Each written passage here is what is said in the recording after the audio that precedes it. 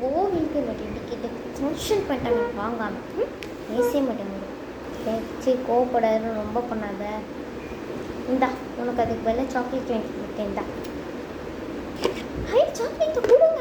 வா நல்லா இருக்கு, ஓப்பன் பண்ணி பார்க்கலாம். வா நல்லா இருக்கு பாக்கே, செம்மையாக இருக்குது. இந்த ஹாட் சாக்லேட் தான் ரொம்ப நாள் வாங்கணும்னு நினைப்பேன். எவ்வளோ? 150. தேங்க்யூமா. ஸ்டேஷனே வாங்கிக்கிறேன். சரி பரவாயில்ல, நானும் சாக்லேட் சாப்பிட்றேன். சரி வா தூங்கலாம், நைட் ஆயிடுச்சு. சரிம்மா வா தூங்கலாம், வா படு. சரி வா பண்ணுமா. என்ன காலையில் அதுக்குள்ளே விடிஞ்சிட்டா? சரி சாக்லேட்ஸை பார்க்கலாம். சாக்லேட் எடுவோம். நெக்ஸ்ட் டே சாப்பிடுவோம்.